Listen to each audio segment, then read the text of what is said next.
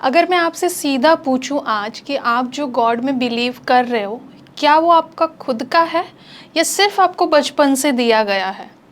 It's more like हमारे parents, हमारे grand parents follow कर रहे थे, इसीलिए हम भी इस कंसेप्ट को फॉलो कर रहे हैं। क्योंकि बिलीफ इज़ समथिंग पर्सनल, वो हमारा खुद का होता है। जब हम कुछ बिलीव करते हैं तो हम उसके ऊपर क्वेश्चन भी करते हैं, उनके ऊपर रिफ्लेक्ट भी करते हैं, एंड फिर हम कोई कंक्लूजन पे आते हैं। एंड जब हम फॉलो करते हैं, it's more like a routine और अ हैबिट, क्योंकि हम कर रहे हैं, क्योंकि हमें बताया गया है या फिर हमने सिर्फ देखा है अब तक, इसीलिए हम इसको फॉलो कर रहे हैं। इसीलिए हम में से बहुत से लोग सिर्फ बिलीव नहीं करते हैं, सिर्फ फॉलो करते हैं। तो मैं आपसे पूछना चाहूँगी कि आप फॉलोवर हैं या बिलीवर हैं? I am a spiritual person, I also come from a Hindu family, I believe in some superior power, but at a same time being a logical person, मेरे माइंड में भी ये क्वेश्चन आते हैं कि अगर गॉड है तो प्रूफ क्या है, एंड अगर गॉड नहीं है तो ये पूरी दुनिया को इतना प्रिसाइसली चला कौन रहा है? क्वेश्चन करना कोई गलत बात नहीं है, क्वेश्चन करना तो एक ग्रोथ का सिग्नल है। We live in India. India is famous for rich in culture, festival and belief. 90% of Indian are believer. But at the same time, there's a small amount of people who don't believe in idea of God. And today, we are going to explore the another side of the conversation. Today's guest is identified as an atheist who don't believe in concept of God. सो आज हम जानेंगे उनके perspective and उनकी बातें। Before we begin, मैं एक important बात clarify करना चाहूँगी। इस पॉडकास्ट का पर्पस किसी भी रिलीजियस बिलीफ को हर्ट करना नहीं है। आपका बिलीफ आपका अपना चॉइस है। हम यहाँ पे सिर्फ एक पर्सनल पर्सपेक्टिव की बात कर रहे हैं। Please listen this with open mind. So let's start and let's begin our conversation with welcoming our guest, Mr. Mayur Chauhan. Thank you so much, Viraji. Thank you for inviting on your podcast. Thank you. So, बात की शुरुआत से पहले जो आपने disclaimer दिया आपकी audience को, व्यूअर्स को, कि आप अपनी समझदारी से, अपने विवेक के साथ इस पॉडकास्ट को देखिए। ये बात सही है कि हमारा गोल किसी की पर्सनल सेंटिमेंट्स को हर्ट करना नहीं है। Yes. But at the same time I also think कि हमें लोगों को ये डिस्क्लेमर क्यों देना पड़ रहा है, क्योंकि किसी का individual opinion on their individual practices या वो क्या मानते हैं, वो मुझे लग रहा है किसी भी डेवलप नेशन में इतना फ्रीडम ऑफ एक्सप्रेशन होना चाहिए। That is one. सेकेंडली, हम किसी को इन्फ्लुएंस नहीं करना चाहते, हम हमारा एक पर्सपेक्टिव बताना चाहते हैं जिससे अगर लोग रेजोनेट करते हैं, उनको लगता है कि ये सही बात है, तो वो अपने आप चीज़ों को समझेंगे, एक्सेप्ट करेंगे। सिमिलर वर्ड जितना भी हम कंटेंट ऑनलाइन वर्ल्ड में देखते हैं, सुनते हैं, उससे काफ़ी सारी चीज़ें हम सीखते हैं। So it is just a kind of medium. उसके बाद अपना डिस्क्रिप्शन है सबका कि उनको क्या समझना क्या नहीं। Right? Yes, sir. So, totally agree.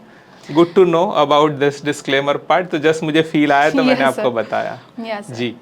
So sir, शुरुआत करते हैं एक मेन एंड बेसिक क्वेश्चन से कि पहले तो आप एक एथिस्ट की डेफिनेशन बताइए कि बीइंग अ एथिस्ट एक्चुअली क्या होता है। जी। एंड ये जर्नी कैसे आपकी शुरुआत हुई? दो क्वेश्चन को मिक्स कर रही हूँ, बट ये जानना चाहूँगी मैं। सो एथीस्ट जो वर्ड है ना, it is opposite to theist. मतलब थीस्ट बेसिकली उसका जो एक लिटरल मीनिंग बनता है वो those who are a believer, right, in any sort of supreme power. So अगर आप एकेडेमिया से देखोगे तो एथीज़म का अलग अलग मीनिंग होता है, राइट। बट मैं कोई एकेडमिक स्ट्रॉन्ग बैकग्राउंड तो होल्ड नहीं करता हूँ इस सब्जेक्ट पे, टू बी ऑनेस्ट। बट जो मेरी अंडरस्टैंडिंग है, जो मेरा पर्सपेक्टिव है, कि आप किसी भी तरीके के जो सुपर नेचुरल पावर है या ऐसी कोई इमेजिनरी या ओमनीपोटेंट पर्सनालिटी में बिलीव करते हो जो पूरा ब्रह्मांड को, यूनिवर्स को मैनेज कर रहे हैं, तो उस बिलीफ को हम कहेंगे कि एक थीज़म है। हालांकि हिस्टोरिकली इवोल्यूशनरी उसमें देखेंगे तो बहुत सारे अलग अलग बिलीफ रहे हैं एथीज़म को लेके, और यू नो द थीस्ट लोग कौन होते हैं। बट जो एकदम लेमैन अंडरस्टैंडिंग है, those who don't believe in that you know God kind of a concept, उसको हम एथिस्ट कहेंगे। मेरी नज़र में एक और पर्सपेक्टिव भी है कि anybody who questions thing based on the critical understanding about any supernatural thing, मैं उसको एक एथिस्ट की कैटेगरी में ही डालूंगा, क्योंकि वो एक फंडामेंटल क्वालिटी मैं मानता हूँ हर एक ह्यूमन बीइंग में होनी चाहिए। Sadly we don't see you know in our routine life, but atheism in very simple term those who challenge the concept of God, right, again. Okay. और मेरी ये जर्नी की शुरुआत कोई एक पर्टिकुलर दिन या मोमेंट से नहीं हुई है। It is an on going process, जहाँ पे आप जितनी चीज़ों को ऑब्जर्व करते हो, सुनते हो, पढ़ते हो, आप उस पर क्वेश्चन करते हो, आप उसके ऊपर एक आफ्टर थॉट लेके आते हो कि ये क्या है एग्जैक्टली, आपने जो सुना पढ़ा उसका एक्चुअली मीनिंग क्या है, on your own critical understanding.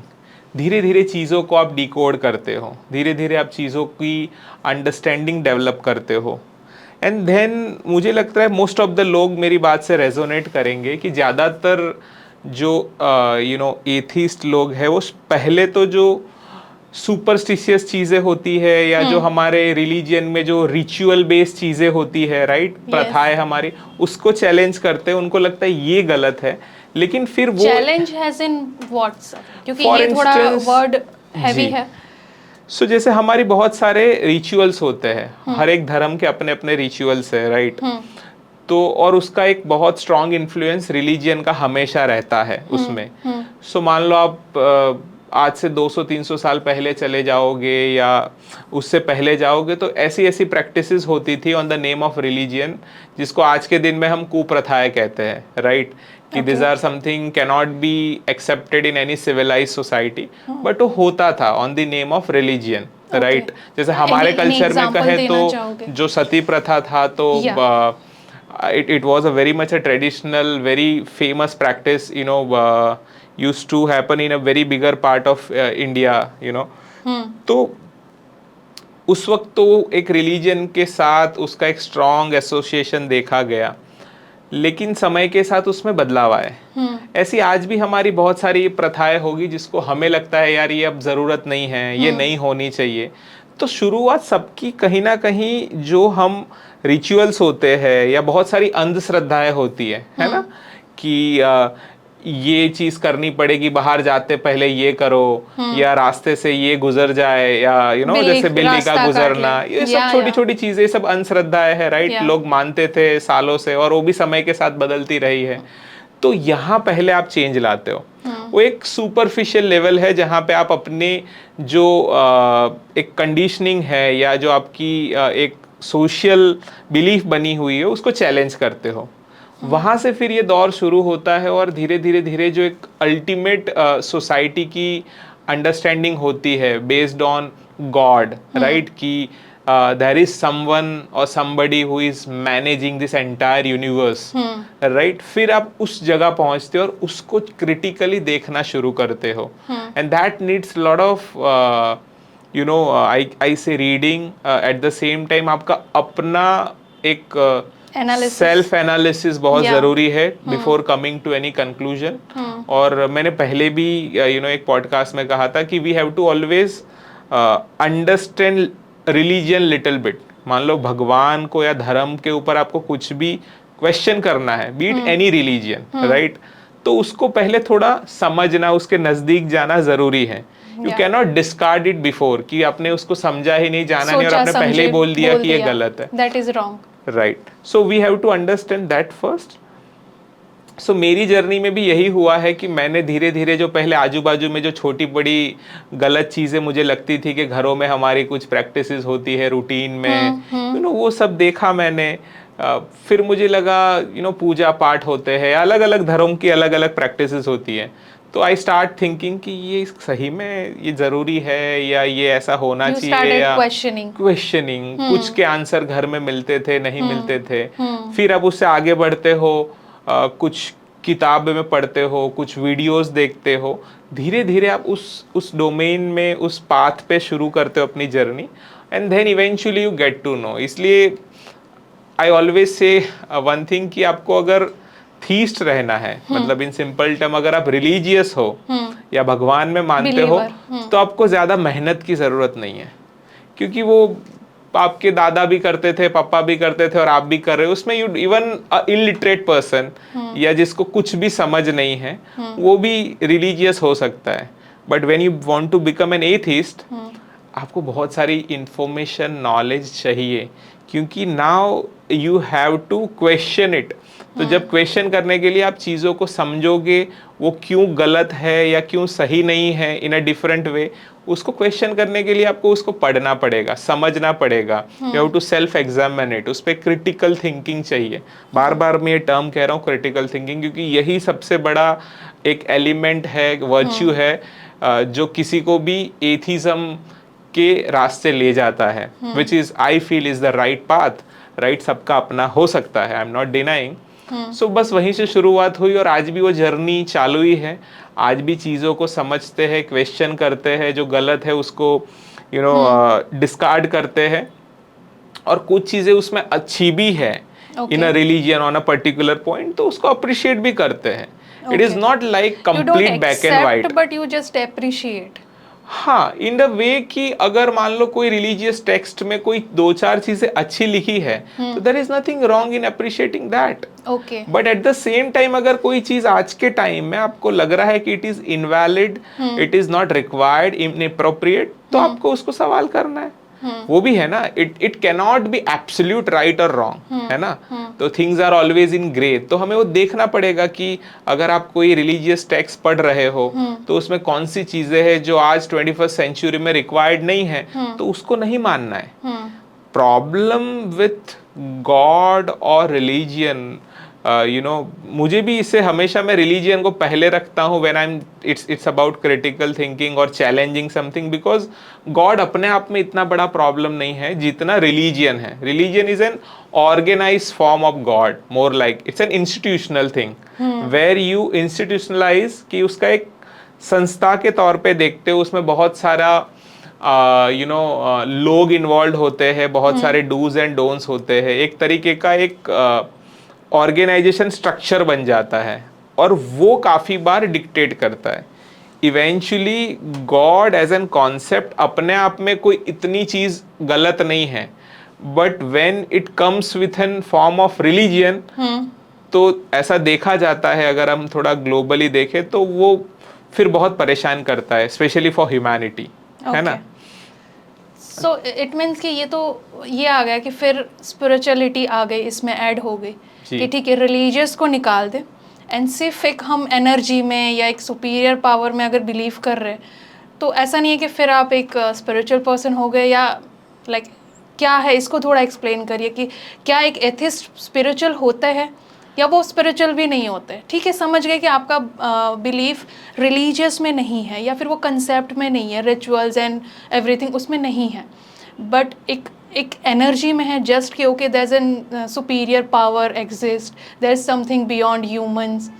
I think जो गॉड एक फॉर्म है जिसको हम पर्टिकुलर वे में जानते हैं, beat any individual human being और any supernatural power, spirituality as an concept अगर वो ह्यूमैनिटी को प्रमोट करता है, या वो हमें फिलोसॉफिकल पॉइंट ऑफ व्यू देता है, बीट ऑन कि आप चीज़ों को कैसे क्वेश्चन करें, या ह्यूमन बीइंग की अपनी एग्जिस्टेंस कैसे है, राइट, हमारा जो ह्यूमन माइंड है, हमारे इमोशंस है, वो कैसे फंक्शन करता है, वो सब चीज़ों पे अगर बात हो रही ऑन अ फिलोसॉफिकल ग्राउंड, तब तक शायद स्पिरिचुअलिटी का एक रोल है, या उसके कुछ बेनिफिट हम ह्यूमन लाइफ में देख सकते हैं, बट वो एक बहुत छोटा पार्ट है जितना मैं ऑब्जर्व करता हूँ।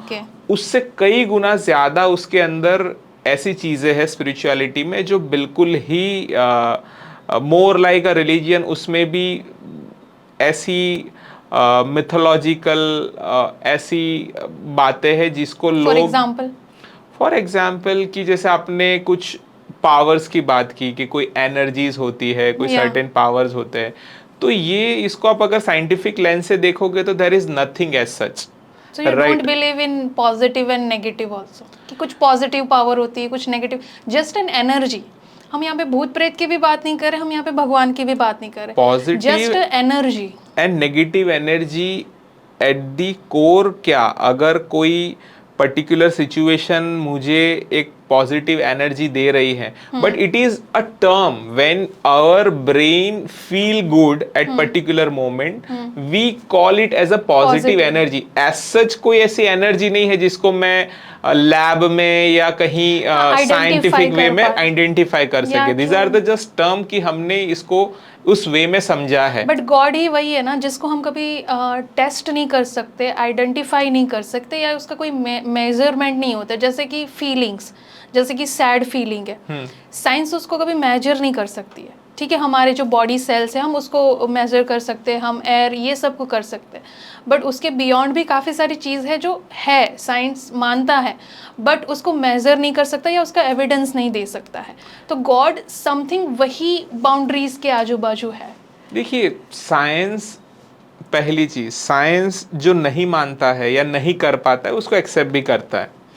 सो पहली चीज, साइंस का जो अपना पाथ है और जो रिलीजियस चीजें या जो गॉड को लेके कॉन्सेप्ट है, वो दोनों बहुत अलग चीजें हैं। दोनों को हमें कभी भी ऐसे इंटर एक्सचेंज या मिक्स नहीं करना चाहिए।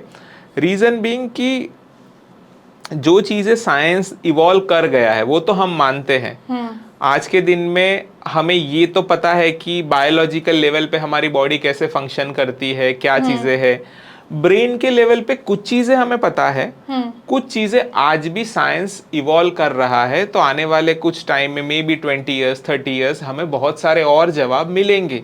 हालांकि जो इमोशंस की आपने बात की, तो इमोशंस कैसे ट्रिगर होते उसका जवाब तो एक हद तक साइंस के पास है कि एग्रेशन कैसे आता है, कब हमें बड़ा, क्योंकि अलग अलग हार्मोन्स है बॉडी में, केमिकल्स है जो ट्रिगर होते हैं और वो certain level of emotions brain के लेवल पे क्रिएट करते हैं। जैसे एक डोपामिन आपने बहुत सुना होगा कि whenever we feel excited about something, be it food और एनी सिचुएशन और पर्सन, तो हमें बड़ा अच्छा लगता है। It's more like a pleasuring hormone, right? फिर सेरोटोनिन होता है, एक पीसफुल एनवायरनमेंट आपको फील कराता है। सो ये चीजों को हम एज अ साइंटिफिक लेंस देख सकते हैं। इसमें रिलीजियन का ऐसा अपना कोई रोल नहीं है।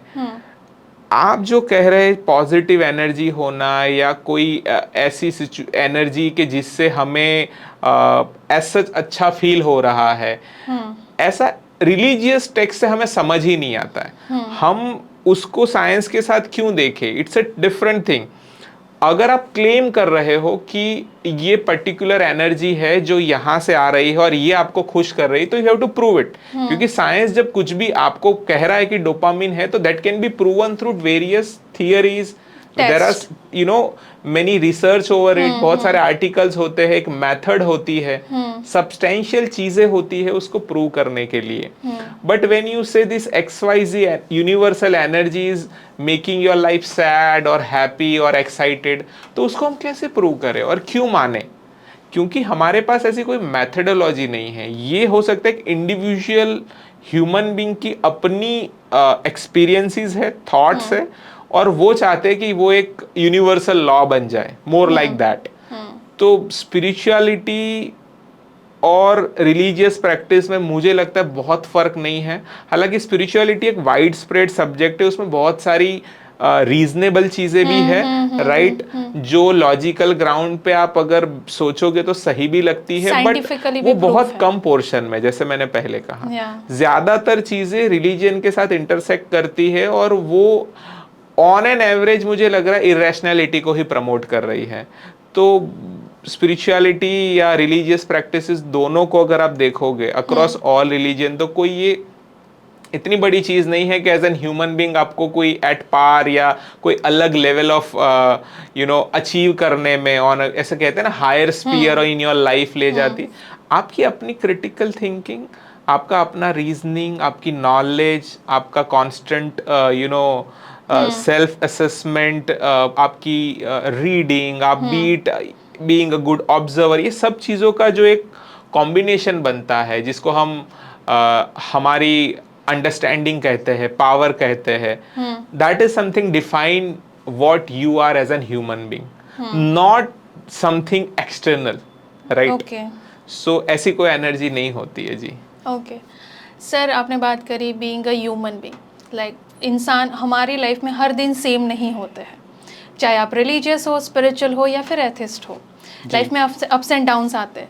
अभी बीइंग अ रिलीजियस पर्सन या स्पिरिचुअल पर्सन, अगर ऐसे कोई टफ टाइम से हम गुजर रहे हैं तो we seek guidance, we seek strength from God और मे बी यूनिवर्स।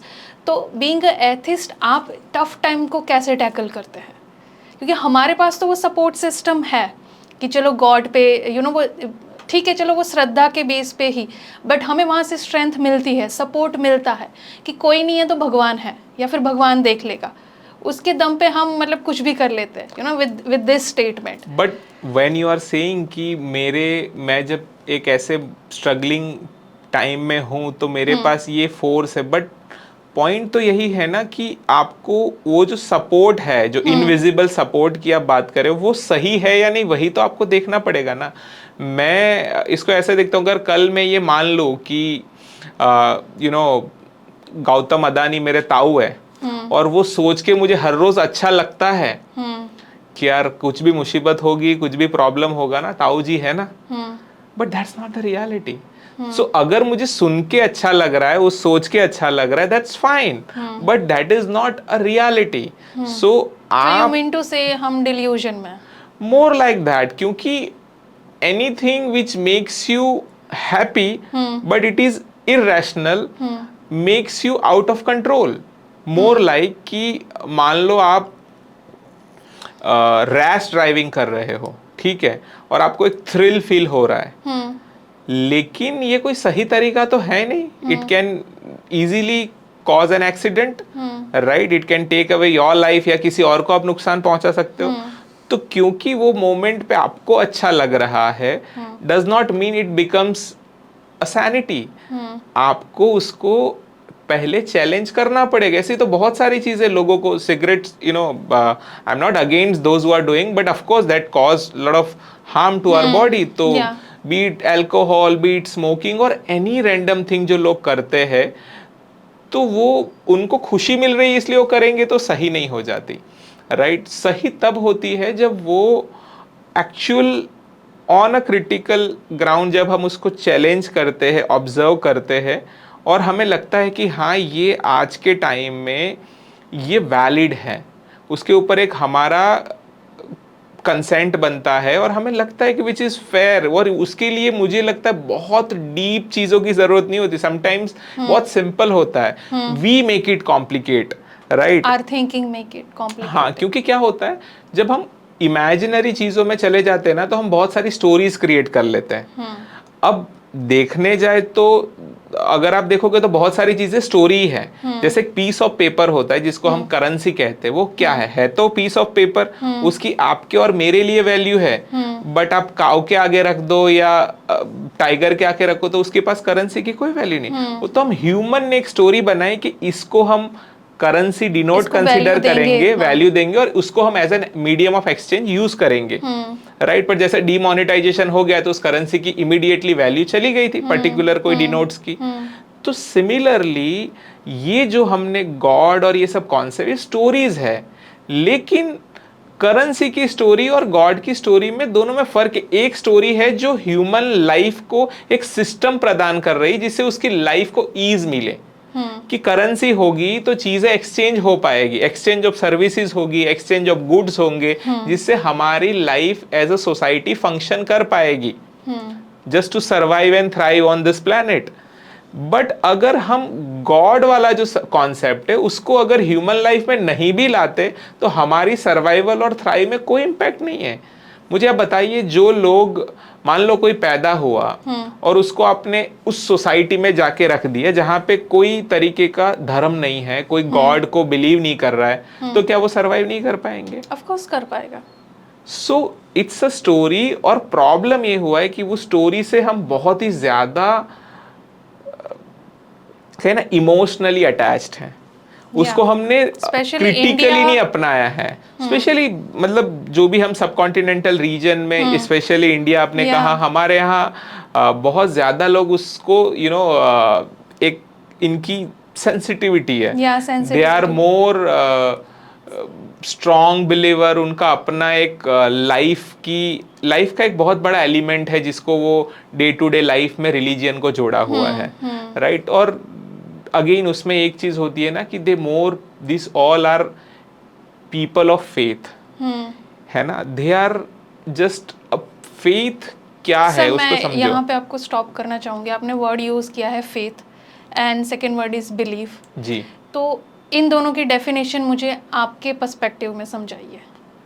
देखो faith is an irrational thing, क्योंकि मैं किसी भी चीज में फेथ रख सकता हूँ, जो भी मुझे अच्छा लगता है, जो भी मुझे लगता है कि किसी तकलीफ से निकालेगा, या कोई भी चीज जो मुझे कुछ अचीव करने में हेल्प करेगी, या किसी भी तरीके, देखो human life is always have some or the other struggle, right. जब हम जंगलों में थे हमारे स्ट्रगल अलग थे, आज मॉडर्न सोसाइटी में हमारे स्ट्रगल्स अलग है, करियर है, रिलेशनशिप है, हेल्थ चैलेंजेस है, राइट। तो हमारे स्ट्रगल्स कुछ ना कुछ बने रहते हैं, और चैलेंजेस से अलावा अनसर्टेनिटी भी बहुत है कि कल रास्ते में जा रहा होगा, एक्सीडेंट हो गया, ब्रिज से जा रहा हूँ, ब्रिज गिर गया, अर्थक्वेक आ गया, कुछ भी हो सकता है जो बियॉन्ड माय कंट्रोल है, राइट। तो इस अनसर्टेनिटी और चैलेंजिंग एनवायरनमेंट में हमें कुछ बार कोई एक्सटर्नल फोर्स चाहिए जो हमें ये फील कराए कि you are safe, I am there to protect you,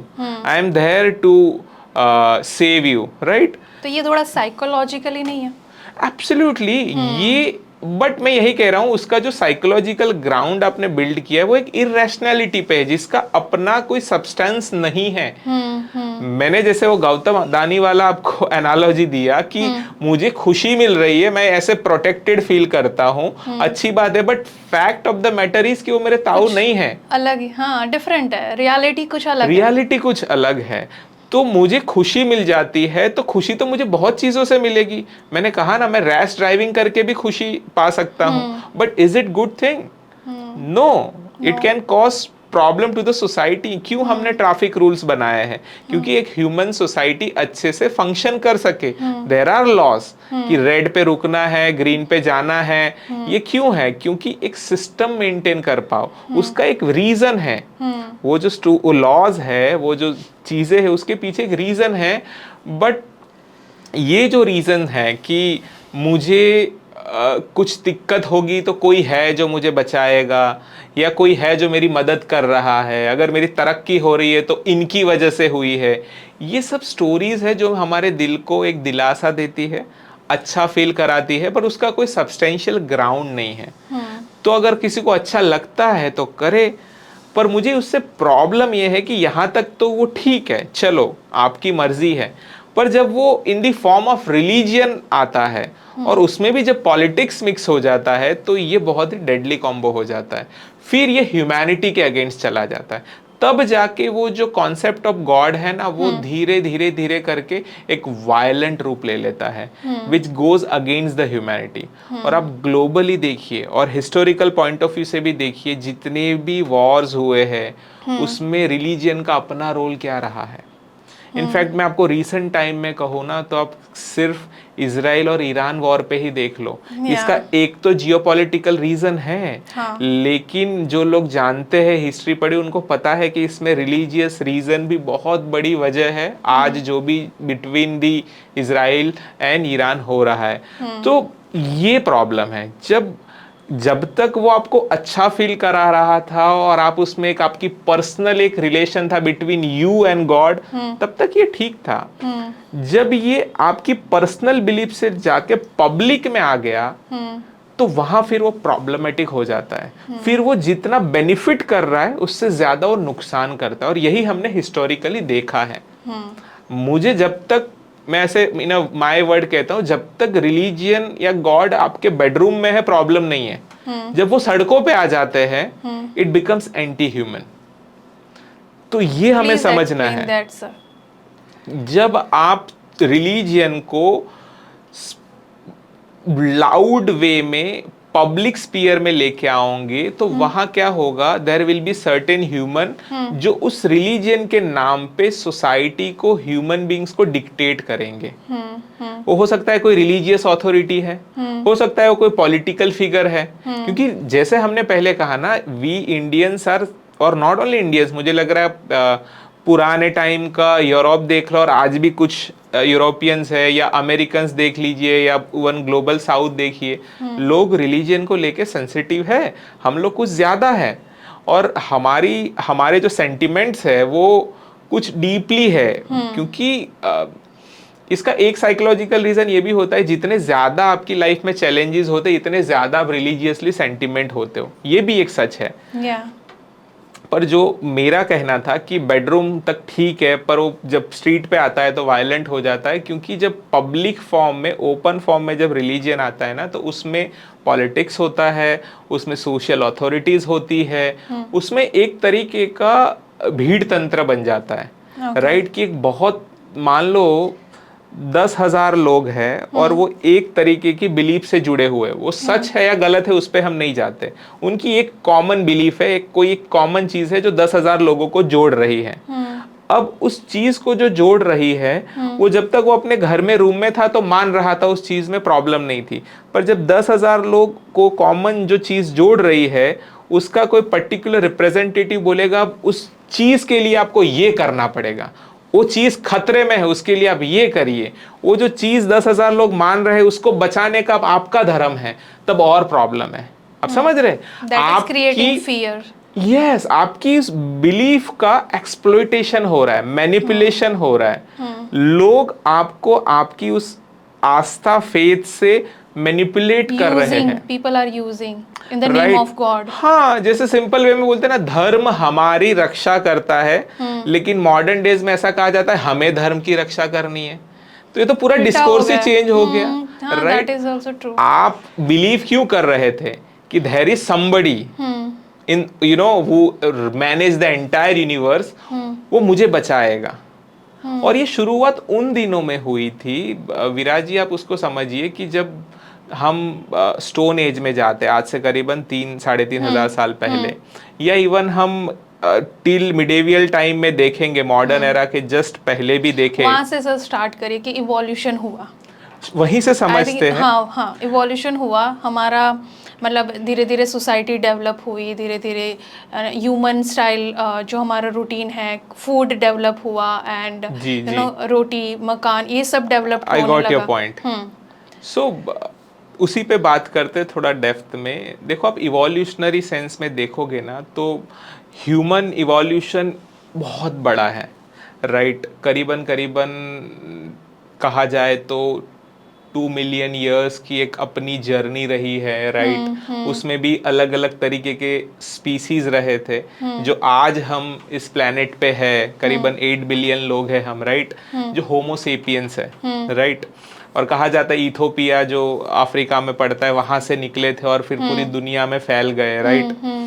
अब बहुत सारे चैलेंजेस से गुजरे हैं, यू नो, सीजन चेंज होती होगी, पहाड़ होते होंगे, वो घूमते घूमते आज दुनिया के ऑलमोस्ट हर जगह, इवन जो जहाँ ह्यूमन के लिए आइडियल हैबिटेट नहीं है, अंटार्कटिका, वहाँ पे भी कुछ कुछ कॉलोनीज या छोटे छोटे हमने ऑर्गेनाइजेशंस बनाए हैं। तो हम ऑलमोस्ट हर जगह पे है प्लैनेट पे। अब इस जर्नी में आप देखोगे कि यहाँ तक आने में जो रिलीजियन वाला पार्ट है वो बहुत ही छोटा है। इट इज मोर लाइक कि आप पूरा एक कैनवस है, उसमें आप एक छोटा सा ब्रश मार रहे हो, उतना छोटा पार्ट है, या तो एक पूरा व्हाइट बोर्ड है जिसमें आप एक डॉट बना रहे हो, उतना छोटा पार्ट है। कैसे? आप समझो कि 2 से 3 मिलियन ईयर्स की पूरी जो इवोल्यूशनरी हिस्ट्री है ह्यूमंस की, उसमें जो रिलीजियन आया है वो करीबन हम लोगों ने जब लैंग्वेज को डिकोड किया, जो कहा जाता है कि जब ओल्डेस्ट सिविलाइजेशन है मेसोपोटामिया, उस एरा में हुआ, करीबन आज से 6,000 साल के, उससे पहले कुछ साइन लैंग्वेज हुआ करती थी, हंटर गैदरिंग पीरियड की बात करें, जो स्टोन एज एरा हम कहते हैं, they used to communicate, but that was a different form of communication. जो एक ऑर्गेनाइज लैंग्वेज होती है वो करीबन 5 से 6,000 साल पहले हमने देखा कि उसके कुछ हमें एविडेंस मिलते हैं आर्कियोलॉजिकली, उसके बाद ही तो कोऑर्डिनेशन हुआ होगा, उसके बाद ही तो चीज़ों को हमने समझा होगा, कम्युनिकेट किया होगा, कुछ स्टोरीज बनी होगी, बातें एक्सचेंज की होगी।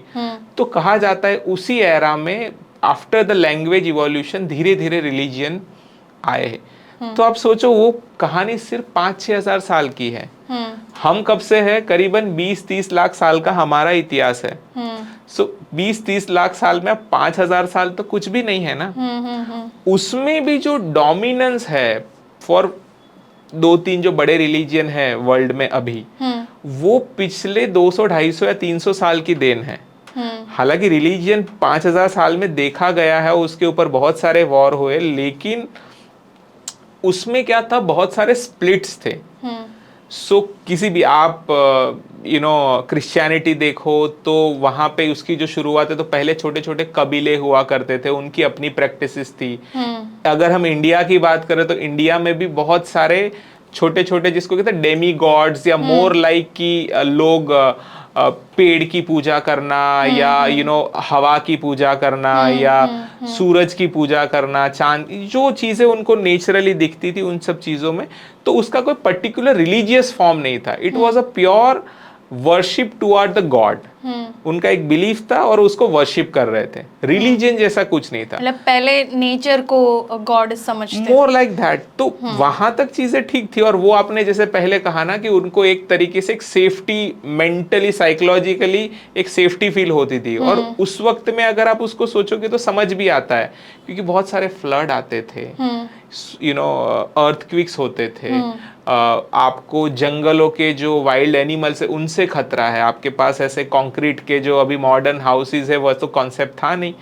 तो हमारी लाइफ कांस्टेंट सर्वाइवल में थी कि हम कब मर जाएंगे उसका कुछ नहीं पता, अगली सेकंड मेरे साथ क्या होगा एज अ ह्यूमन हमें नहीं पता था। हम बस शिकार करते थे, गुफाओं में चले जाते थे। धीरे धीरे करके हमने चीजों में इवोल्यूशन हुआ, और आज हम एक मॉडर्न ह्यूमन बीइंग है जो एक पॉडकास्ट में बैठ के ऐसे इंटेलेक्चुअल बातें कर रहे हैं, लेकिन उसमें आने में हमें बहुत सालों लगे हैं। राइट। तो उस वक्त में अगर जब हम बहुत फियरफुल लाइफ जी रहे थे, तब हो सकता है कि हमें कोई पर्टिकुलर चीज, मान लो कि मैं डरा हुआ हूं और मैं सूरज के सामने देख के वर्शिप कर रहा हूं कि प्लीज सेव मी, तो तब तक ठीक था। एक 21st सेंचुरी में एक मॉडर्न ह्यूमन बीइंग को पता है कि सन हमारी लाइफ में कैसे हेल्पफुल है, वी नो कि उसके क्या फायदे हैं, लेकिन अब हमें इतना भी समझना चाहिए कि now it's a time I don't need to worship it. और देखो हर चीज है ना, समय के साथ बदल भी जाती है।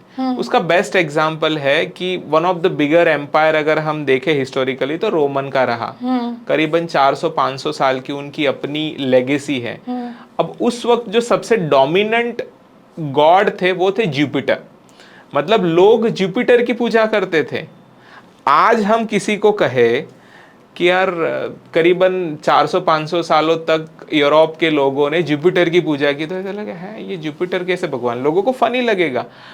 आज जो हम प्रैक्टिसेस कर रहे हैं वो 300-400 साल बाद, मान लो 24वीं सदी में या 25वीं सदी में बच्चों को पढ़ाया जाएगा तो वो भी हंसेंगे कि लोग ऐसी चीजों में मानते थे, लोग इस तरीके के गॉड में मानते थे कि उन्होंने किसी चीज को, किसी पर्टिकुलर रॉ मटेरियल को लिया, एक शेप दे दिया और उसकी पूजा करने लगे।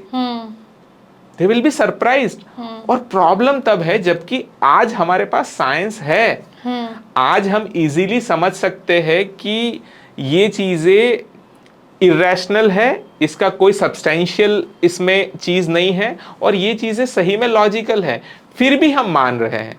आज से 500-600 साल पहले उतना access to information, access to science knowledge नहीं था, तो तब के लोग मान भी सकते थे। जैसे मैंने आपको एक बार ऑफ कैमरा भी बताया था कि नाइल के अंदर वहां की लड़कियों को फेंक देते थे जब बारिश नहीं आती थी, तो ग्रीस के लोग, अरे भाई वो लोग तो जाहिल थे, अनएजुकेटेड थे ना, उनको समझ नहीं आता था।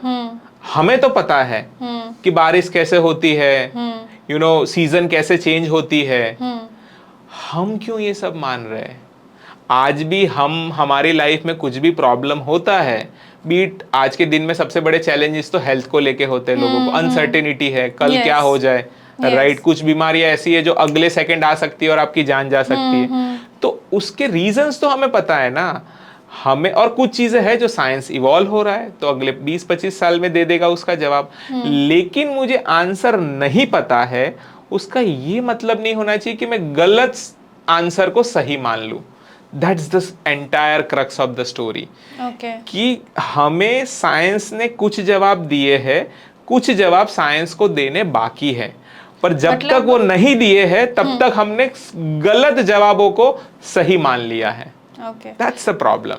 मतलब कल अगर साइंस ये प्रूफ करता है कि हाँ गॉड एग्जिस्ट करते हैं, देखिए साइंस का पहले तो कोई रोल नहीं है, साइंस के पास अपने बहुत काम है, उसका एक अल्टीमेट गोल है कि ह्यूमन लाइफ को ईज देना। आज साइंस अम्ब्रेला बनाता है तो उसके पीछे उसको पता है कि ह्यूमन बीइंग को घर के बाहर निकलना है बारिश में, तो अम्ब्रेला की खोज करेगा साइंस। साइंस को क्यों खोज करेगा कि गॉड है कि नहीं है? उससे ह्यूमन बीइंग की लाइफ में on a actual realistic level change क्या हो रहा है? आप बताओ, कल मान लो कल ही प्रूव हो गया कि देयर इज गॉड, आप जो पहले तो ऐसा कोई हमारे पास है ही नहीं, क्योंकि गॉड अपने आप में क्या है, अगर उस पे जाएंगे तो it's a different discourse, but पहले मैं आपसे पूछना चाहता हूं कि गॉड अपने आप में कोई ऐसा चीज नहीं है कि हम ह्यूमंस ने ही इन्वेंट किया है, इसलिए हमारे जितने भी गॉड है वो आप देखिए हमारे जैसे ही है। गॉड्स आर, आपने देखा कि कोई डायनासोर टाइप गॉड है? नहीं है। ऑल्सो सर मैं इसमें एक बात और ऐड करना चाहूंगी, आपने बोला गॉड हमारे जैसे ही है, बिल्कुल, एंड एक और ऑब्जर्वेशन है कि वो सारे मेल डोमिनेंट ही क्यों है? Okay, I get your point. हम हिंदू की बात करें तो ब्रह्मा विष्णु महेश, अगर हम मुस्लिम में बात करें तो प्रॉफिट मोहम्मद, हाँ, अगर हम क्रिश्चियन में बात करें तो Jesus, you know, so on, तो सारे मेल डोमिनेट गॉड ही क्यों है? मतलब वुमेन्स कहाँ थी इस टाइम पे? देखिए ये इट्स आपका सवाल बहुत सही है, but and before also sir ये जो हमारा सब कुछ लिखा है, स्क्रिप्चर एंड एवरीथिंग, चाहे हमारी हिंदू की हमारी कोई रिलीजियस बुक ले लो, बाइबल ले लो, गीता ले लो, वो सारी मेल डोमिनेंट ने लिखी है। कह सकते हैं kind of, but before I come to on this topic, मैं आपको जो चीज़ कहना चाह रहा था ना कि हम जो हमारे भगवान है बहुत सारे, उसमें चींटी के लिए भगवान कौन सा है मुझे बताओ?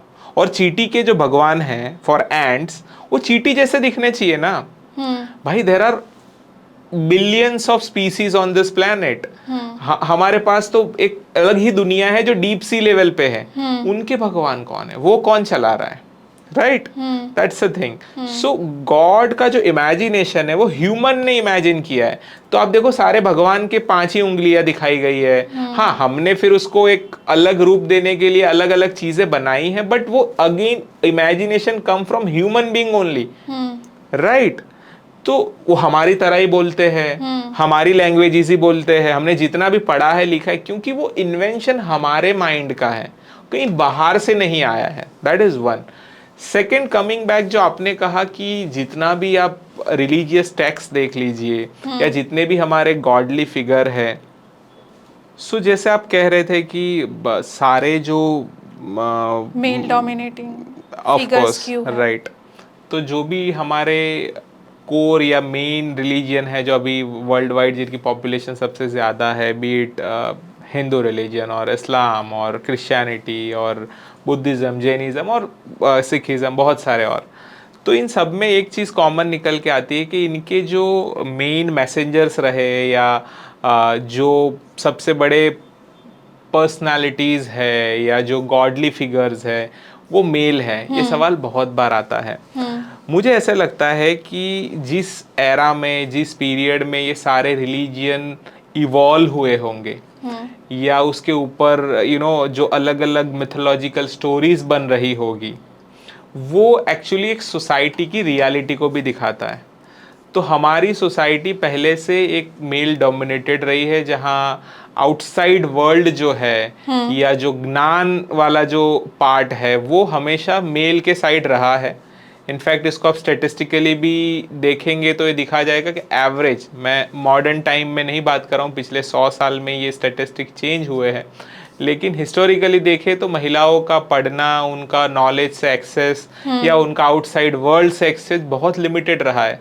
तो सारी जो नॉलेजियस चीज़ें थी वो मेल के एंड से रही है। तो जब इमेजिनेशन ऑफ रिलीजन भी हुआ होगा तो वो मेल के माइंड से ही आया होगा।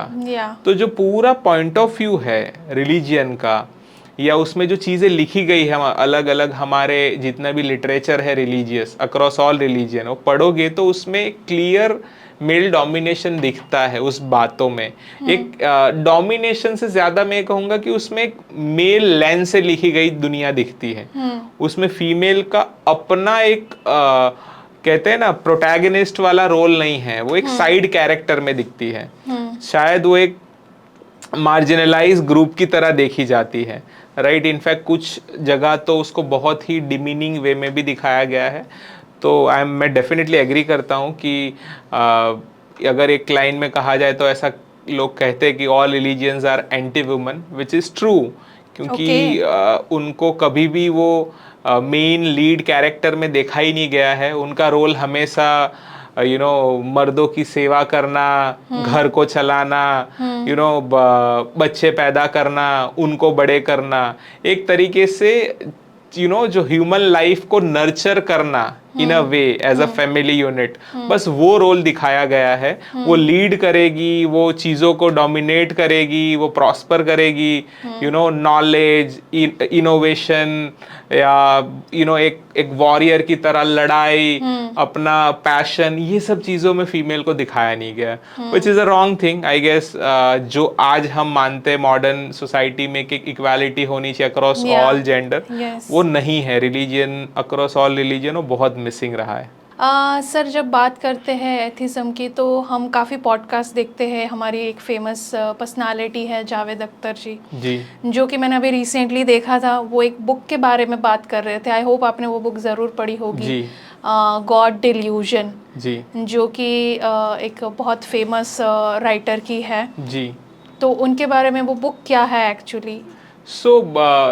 रिचर्ड डॉकिंस की बहुत सारी किताब, जो ऑथर है गॉड डिल्यूजन के, हालांकि मैंने वो पूरी किताब नहीं पढ़ी, पर मैं रिचर्ड डॉकिंस का पर्सनली इस जो पूरी जर्नी है एथिज्म की, उनको मैंने काफ़ी सुना है। और गॉड डिल्यूजन के कुछ पार्ट मैं जानता हूँ, जहाँ पे वो सबसे बड़ा जो उसका कोर है ना, वो है कि वो जो सुपर नेचुरल पावर की जो हम शुरुआत में बात करें, उसको चैलेंज करते हैं। वो ये कहते हैं कि हमारी जो इवोल्यूशनरी पैटर्न रही है, गॉड की जो खोज है, डिस्कवरी है हमारे माइंड में, वो वहाँ से आई होगी कि जो हमारा माइंडसेट है। जैसे कि आप देखो सोसाइटी में एक चीज़ देखी जाती है कि एल्डर को रिस्पेक्ट करो। अब ये रूल अदर स्पीसीज में नहीं है, एनिमल्स में नहीं देखा जाता है कि आप एल्डर्स को रिस्पेक्ट करो, बट ह्यूमन सोसाइटी में देखा जाता है कि कोई जो आपसे उम्र में बड़ा है, आप में किसी तरीके से स्किल सेट में बड़ा है, पावर में बड़ा है, उसको रिस्पेक्ट दो।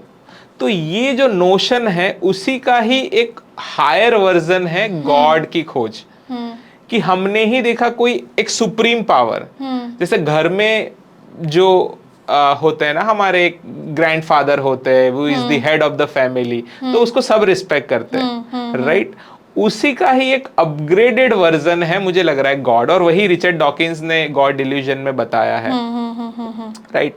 फिर वो बहुत सारी इरेशनैलिटी जो हमारे अंदर है उसको चैलेंज करते हैं, राइट।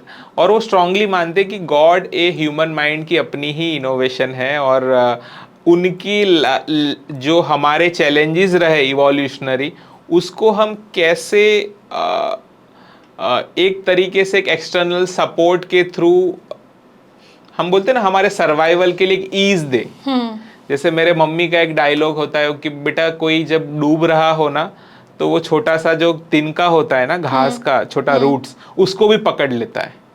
हालांकि उसको पता है इससे कुछ होगा नहीं, मैं डूबने ही वाला हूँ, फिर भी उसको पकड़ता है, राइट। वो इसलिए है क्योंकि हम ह्यूमन या any species on this planet is choose survival over anything, है ना। और ऐसे भी कहते थे कि पूरा यूनिवर्स चलता है सर्वाइवल ऑफ द फिटेस्ट के ऊपर। तो हमें जब हमारा सर्वाइवल इंश्योर करना था, हमने जंगली प्राणियों से तो सर्वाइवल कर लिया, हम जंगलों से बाहर आ गए, लेकिन फिर भी जो कुछ चैलेंजेस थे हमारे, उसका आंसर हमारे पास नहीं था। और उसी दौरान हमने गॉड की खोज करी है। और रिचर्ड डॉकिंस का जो अब आपने कहा, उन्होंने गॉड डिल्यूजन में और उसके बाद बहुत सारी किताबें लिखी है इसी चीज़ को, जो हमारी ये जो क्रिटिकल थिंकिंग है, जहाँ हम मानते हैं कि कोई ओमनीपोटेंट फिगर है godly which run the entire universe, जबकि ये रियलिटी नहीं है। इसमें मैं एक छोटी सी चीज और ऐड कर दूं कि बहुत बार ये सवाल बहुत लेमैन टर्म में ही बताता हूँ कि बोल लोग कि पूरा संसार चला कौन रहा है। आपके भी माइंड में आता है विराज जी कि संसार चला कौन रहा है? इसका सिंपल आंसर है, देखिए कोई ऊपर ऐसा कोई बड़ा सा लैपटॉप लेके नहीं बैठा है कि जो पूरा कैलकुलेशन एक शीट बनाए और डिसाइड कर रहा है, अच्छा आपने इतने अच्छे कर्मा किए, आपने इतने बुरे किए, आपको ये बना दूं, आपका पुनर्जन्म, नया जन्म। ऐसा कुछ नहीं होता। It is again all just, जैसे हमने इंटरनेशनल बॉर्डर बनाए, हमने डेमोक्रेसी बनाई, हमने कॉन्सेप्ट ऑफ मनी बनाया, वैसे ही हमने ये सारे कॉन्सेप्ट भी बनाए जिसमें स्वर्ग, नर्क, जन्नत या जहन्नुम या हेल या हेवन, ये सारे कॉन्सेप्ट हम ह्यूमंस की अपने दिमाग की ही सोच है या उसकी उपज है। अब बात है कि भाई चला कौन रहा है? तो देखिए, एक कंपनी होती है, एक ऑर्गेनाइजेशन है, वो कौन चलाता है? फॉर एग्जाम्पल हम माइक्रोसॉफ्ट की बात करें तो वो डू यू थिंक कि माइक्रोसॉफ्ट को कौन चला रहा है? उनका सीईओ। बट क्या अकेले? CEO, manager, workers, helpers. That's the right answer. बहुत सारी चीजें रन करने के लिए अगर मैं सिर्फ बिल गेट्स को बोल दूं कि he is the one who run the entire show, ऐसा नहीं होता। कल अगर वो गुजर भी जाएंगे, then still Microsoft will run, somebody will come into that position and the entire organization will run। तो बहुत सारी चीजें होती है ना, वो सेल्फ ड्रिवन होती है। जैसे कि हम यूनिवर्स की बात करें तो इसमें कई तरीके के गैसेस है, माउंटेन्स है, रिवर्स है, ट्रीज है, प्लांट्स है, हमारे पास ओशन के अलग अलग स्पीसीज है, लैंड के स्पीसीज है, और कई तरीके के ऐसे स्पीसीज है जो अभी हम जानते भी नहीं है। तो ये सब सेल्फ ड्रिवन है, उसके ऊपर कोई संचालक नहीं है। जैसे कि एक स्कूल है, तो स्कूल को कौन चलाता है? अगर जैसे मान लो यूनिवर्स को स्कूल समझ ले, तो हम ये कहेंगे प्रिंसिपल चला रहा है? नहीं, टीचर्स, स्टूडेंट्स, प्रिंसिपल, प्यून, वो बिल्डिंग बनाने वाला, सिविल कॉन्ट्रैक्टर, वो डस्टर बेचने वाला, वो पेन बेचने वाला, वो स्टेशनरी बेचने वाला, वो सब मिलके, और वो जो गार्जियन है जो बच्चे को हर रोज रेडी करके भेजते हैं स्कूल में, ये सब मिलके एक इकोसिस्टम है जिससे एक स्कूल बनती है। वैसे हम जो जी रहे तो उसमें पहाड़ों का, नदियों का, हवाओं का, हर चीज का अपना एक रोल है और उसके साथ हम एग्जिस्ट करते हैं। तो ये नेचर हमारे लिए नहीं है, हम नेचर का एक पार्ट है। Understood, right. तो कभी भी अगर ऐसा सवाल आए ना, तो इसका एक ही आंसर है कि नेचर को कोई नहीं चला रहा है। It runs on its own, स्वयं संचालित जो हम बोलते हैं ना हिंदी में, it runs on its own. There is no one individual और something which drive this entire thing. जी। जब हम बुक की बात कर रहे हैं तो एक और बुक्स बड़ी सामने आती है, भगत सिंह, एंड उन्होंने एक बुक लिखी थी जेल में जब ये फ्रीडम फाइट चल रही थी। तो वो बुक का आप थोड़ा सा हमें ग्लिप दीजिए कि वो बुक क्या थी, क्योंकि भगत सिंह भी एक एथिस्ट ही थे एंड उन्होंने एग्जैक्टली एक बुक लिखी है कि व्हाई आई एम एथिस्ट। सो उस पर बहुत डेप्थ में नहीं जाऊंगा, इतना ही कहूंगा कि everyone should read that book. The book name is why I am an atheist, Hindi में मैं नास्तिक क्यों बना। आपने सही कहा, जेल के अंदर उस दिनों में भगत सिंह ने किताब लिखी, और भगत सिंह की जो हमारी इमेज है कि एक स्ट्रॉन्ग यंग इंडिविजुअल जिसने ब्रिटिशर्स के सामने बहुत एग्रेशन के साथ फाइट की, वो एक मेरी नज़र में एक बहुत छोटी साइड है। उससे कई बड़ी जो उनकी इमेज है ना, वो एक critical, knowledgeable, super rational human being की है इन माय व्यू। उन्होंने ऐसी ऐसी चीज़ें उस किताब में बताई है जो सही में हमें लिटरली फोर्स करेंगी to think on a critical ground. जैसे हम सब मानते हैं ना कि there is someone who is like a God who run the entire universe. तो अगर कोई, उन्होंने बहुत सही कहा है उस किताब में, मैं शब्द से नहीं कह रहा हूँ बट उसका जो मीनिंग है वो कह रहा हूँ कि अगर कोई इस संसार को, इस ब्रह्मांड को चला भी रहा है तो उनको इस गरीबों का, किसानों का, मजदूरों का, ये जो लोग परेशान हो रहे हैं, जिनका शोषण हो रहा है, ये दुख नहीं दिखता है क्या? और वो तो हम आज भी देख रहे हैं। इवन इन 21st सेंचुरी हम देख रहे हैं कि दुनिया में कितना अमानवीय, इनह्यूमन बिहेवियर हो रहा है। तो मैं भी पूछ रहा हूँ ना कि भाई अगर ये सब हो रहा है तो भगवान क्यों ये सब चीजें फिक्स नहीं कर रहे हैं, राइट? सो आई थिंक बहुत ज़्यादा स्ट्रॉन्ग, क्रिटिकली चैलेंज कर दी है। ये उन दिनों में लिखी गई है जब वो जेल में थे। और एक इंसिडेंट तो यहाँ तक मुझे याद आ रहा है कि उनके फादर थे who used to be a religious person, और उन्होंने उनको कहा भी था कि अब, क्योंकि उनको कैपिटल पनिशमेंट थी कि भाई तुम इन सब चीज़ों में थोड़ा बहुत अपनी जो फेथ है उसको प्रैक्टिस करो, but he was very much strong on his thoughts। उनको लगता था कि नहीं, जो मेरे विचार है वही सही है। और आखिरी सांस तक वो जो रिलीजन या जो गॉड का जो कॉन्सेप्ट है उसके अगेंस्ट थे और उसी पे रहे। इनफैक्ट जब उनको आखिरी मरते वक्त जब पूछा गया कि आपकी आखिरी इच्छा क्या है, तो उन्होंने एक जो फेमस रिवॉल्यूशनरी थे रशिया के, लेनिन, राइट, उनकी किताब पढ़ने को कहा। और वो किताब वो बस पढ़ना शुरू ही किए थे, कुछ पन्ने पढ़े हो गए और उसी दौरान उनको फिर फांसी दी गई, राइट? जो टाइम डिसाइड था उससे भी पहले दी गई कि पब्लिक में एक तरीके से उसका हवा ना मच जाए। दिन के टाइम में अगर होगा तो फिर रात के या अर्ली मॉर्निंग के फेज में ही ये हुआ। बट टू अंडरस्टैंड कि he was not only that aggressive freedom fighter, he was a very much at the age of 23 वो एक जेन्युइन जीनियस थे मेरी नज़र में, जिसने लाइफ को बहुत अर्ली बहुत अच्छे से समझा। और जितने भी हमारे जो एक फ्यूडल माइंडसेट होता है जहाँ सामंतशाही होती है और जो अमीर या जो वर्चस्ववादी लोग हैं उनका डोमिनेंट होता है, राइट, उसको कैसे चैलेंज करना है, राइट? समाज में जितने भी लोगों का शोषण हो रहा है उनके हक में उन्होंने बहुत सारी बातें कही। और उसी को चैलेंज करते हुए उन्होंने कहा कि फिर तो दुनिया में गॉड जैसा कॉन्सेप्ट ही क्यों है? अगर इतना शोषण है, राइट? तो सबको कहूंगा, ये मेरा अपना पर्सपेक्टिव है, what I have understood from the book. आप भी पढ़िए समथिंग, मतलब आपका भगत सिंह को देखने का नजरिया बदल जाएगा। अभी तक मतलब जो लोगों ने पढ़ी हो तो जानते ही है, जो नहीं पढ़ी उनको एक अलग लेवल में उनकी एक अलग फिगर दिखाई देगी, जो शायद हम जो एक लेजेंडरी भगत सिंह को जानते हैं और ये बुक के बाद जानेंगे, दोनों में थोड़ा अंतर है और ये आपको बहुत अच्छा और शानदार लगेगा। ओके सर, ऑल्सो मैं ये आपका एक पर्सपेक्टिव जानना चाहूँगी कि इंडिया हमारा इतना rich in culture and belief है कि most of the people, I guess कि 90% of people are religious and spiritual and 10% है जो सिर्फ एथिस्ट है या आप जैसा पर्सपेक्टिव रखते हैं। तो आपको थोड़ा सा लेफ्ट आउट नहीं फील होता या अकेला फील नहीं होता कि मैं अकेला हूँ या मैं कहीं पे रॉन्ग हूँ? कभी सेल्फ डाउट हुआ हो कि क्या मुझे थॉट देना चाहिए इस चीज़ में कि एक्चुअली में गॉड है? मुझे लग रहा है आपने एक वर्ड यूज किया, लेफ्ट आउट, और वैसे भी एथिस्ट को लेफ्टिस्ट ही लोग मानते हैं, तो जाहिर सी बात है कि वो थोड़ा लेफ्ट आउट फील करेंगे। I am just joking on this part, but to answer you, ये तो फील होगा और ये होना भी चाहिए। बट देखिए, आप इवोल्यूशनरी टाइम से देखिए, जो भीड़ की मेंटालिटी होती है ना, वो थोड़ा हमेशा उसको चैलेंज करने वाले लोग हमेशा सोसाइटी में कम रहे हैं।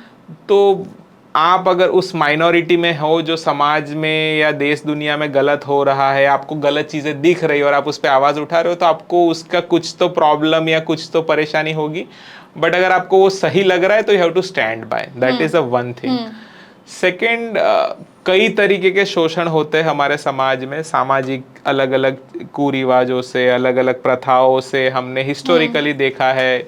हमने वो राजाओं वाला एम्पायर देखा है, फ्यूडल सोसाइटी देखी है, फिर हमने उपनिवेशवाद जहाँ पे ब्रिटिश एरा देखा, और हमने कई तरीके के, दिल्ली सल्तनत हो, मुगल एम्पायर, एक पूरी हिस्ट्री है हमारे, अलग अलग बाहर से लोग आए, तो शोषण तो हुआ है। फिर हमने घरों में भी अलग अलग तरीके के शोषण देखे हैं हमारे, राइट, क्योंकि एक पेट्रियार्की अपने आप में प्रॉब्लम है जो बड़ा अलग सब्जेक्ट है। लेकिन जो रिलीजियस वाला पार्ट है वो भी एक तरीके से ह्यूमन सोसाइटी का कहीं काफी हद तक शोषण ही करता है। लेकिन उसकी एक अच्छी चीज भी ये है कि ये हमारी लाइफ का बहुत बड़ा हिस्सा नहीं है। कि अगर मैं ये मानता हूं कि अब पूरे दिन में 24 घंटे है, उसमें से हिंदू हो, मुसलमान हो, सिख हो या कोई और धर्म का इंसान हो, उसको रिलीजियस प्रैक्टिस करता है दिन में 20 मिनट, 25 मिनट, आधा घंटा। बाकी के 23 साढ़े 23 घंटे तो हम सब सेम ही है ना, राइट। तो इवेंचुअली अगर आप जिस शहर में रह रहे हो उसका ड्रेनेज का प्रॉब्लम है, या आप जो रोड पे जा रहे हो रोड खराब है, या तो जिस स्कूल में आपका बच्चा पढ़ रहा है उस स्कूल का टीचर नहीं है, या आपके वहाँ की गवर्नमेंट हॉस्पिटल है वहाँ पे पूरी फैसिलिटीज नहीं है, तो ये तो कोई पर्टिकुलर एक रिलीजन फेस नहीं कर रहा है। ये चैलेंजेस तो हम सब as a citizen, as a human being face कर रहे हैं। तो रिलीजियस हो सकता है वो जो आइडेंटिटी मेरी है एज एन एथिस्ट वो मुझे कुछ जगह पर लगे, बट मुझे लगता है वो मेरा एक एथिस्ट और एक रिलीजियस के बीच में एक छोटा सा कनेक्शन है। तो हो सकता है आधे घंटे की हमारी लाइफ अलग है एक धार्मिक इंसान की और नास्तिक की, बट बाकी के 23 या साढ़े 23 घंटे की सेम ही है। Got it. Okay. जी सर, एक लास्ट क्वेश्चन पूछना चाहूँगी कि जब हम बात करते हैं गॉड और इफ क्वेश्चन करते हैं गॉड पे, तो साथ ही साथ हम ऐसे दूसरे लोग भी हमारे रह चुके हैं, जैसे कि बुद्धिज़्म, जी, लॉर्ड बुद्धा, ऑल्सो ओशो, जी, तो उनका कंसेप्ट आपके लिए कहाँ तक एक्सेप्टेबल है? इसका मैं आंसर यही दे सकता हूँ, मैंने शुरुआत में कहा था कि religion is a problematic thing, any religion. God अपने आप में इतना प्रॉब्लमेटिक नहीं है, राइट। आप चाइना का एग्जांपल देखो, हालांकि चाइना एक ऑथोरिटेरियन गवर्नमेंट है, तो मैं पॉलिटिकल साइड से बात नहीं कर रहा हूँ, मैं रिलीजियस साइड से देखूँ तो चाइना में भी गॉड बिलीवर है कुछ लोग, बट रिलीजियन वहां पे बैन है। तो religious practice, yes, in China, right, specially after Mao Zedong. तो थोड़ा हिस्ट्री आप पढ़ना चाहिए, it is also very interesting. So to answer that, God अपने आप में प्रॉब्लम नहीं है, बट जब वो एक इंस्टीट्यूशनलाइजेशन होता है, एक रिलीजियन के फॉर्म में जब गॉड आते हैं, तो वो काफी बार देखा गया है कि वो प्रॉब्लमेटिक हो जाता है। जब हम बुद्धा को या अभी हम करंट फिगर में ओशो को देखें, या इवन एकदम लेटेस्ट में हम देखें आचार्य प्रशांत भी है जो यूट्यूब पे बहुत सारा ये लोग पहले तो they are human beings just like you and me, and more they were a philosopher.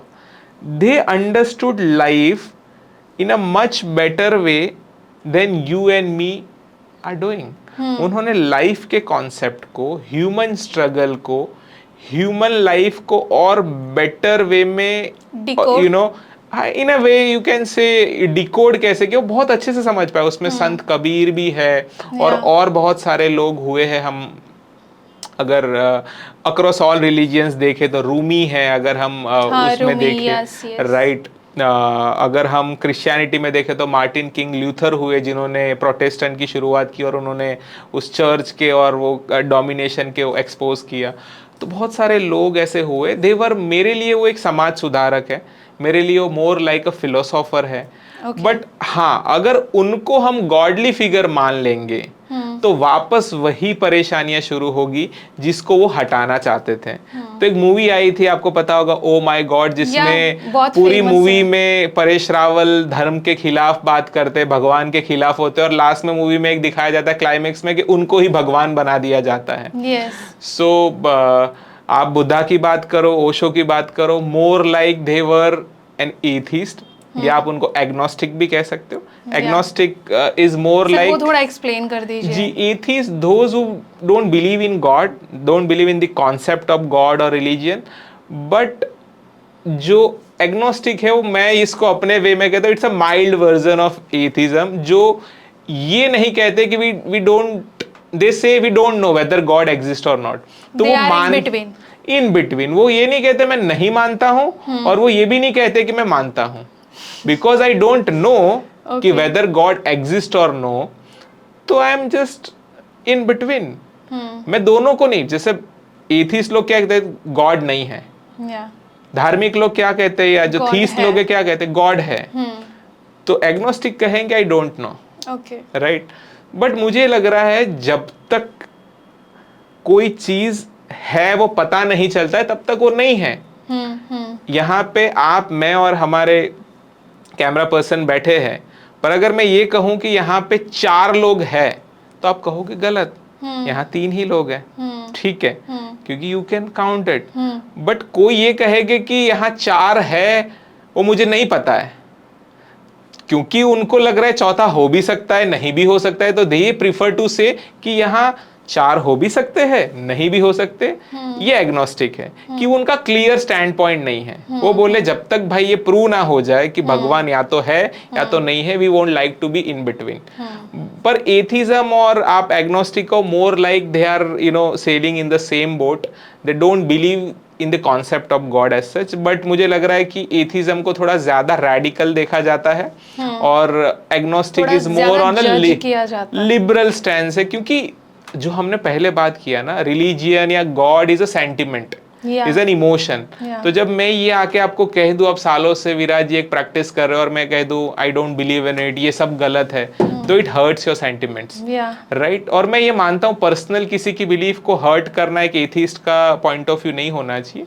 They can question the things on a critical basis. तो आप जो भी प्रैक्टिसेस करते हो उसके ऊपर मैं अपना एक व्यू पॉइंट दे सकता हूँ विथ योर परमिशन, और आपको सही लगेगा तो will appreciate, otherwise you will discard it, right. In short हम ये कंक्लूजन लगा सकते हैं कि आप गॉड के हेटर नहीं हो, it's just that you don't believe in this concept. Rather I would say I'm just questioning the existence of it. I am not saying it's good or bad. I am more interested in knowing कि does it exist, और अगर नहीं है तो फिर मैं क्यों इतनी सालों से सदियों से प्रैक्टिस करके रहा। That is a more relevant question. Right. क्योंकि जब हम गुड एंड बैड में जाते हो बहुत डिस्कोर्स है कुछ, क्योंकि रिलीजियन की अपनी कुछ अच्छी चीजें भी होती है, बुरी भी होती है, तो वो एक बहुत बड़ा डिबेटेबल सब्जेक्ट है।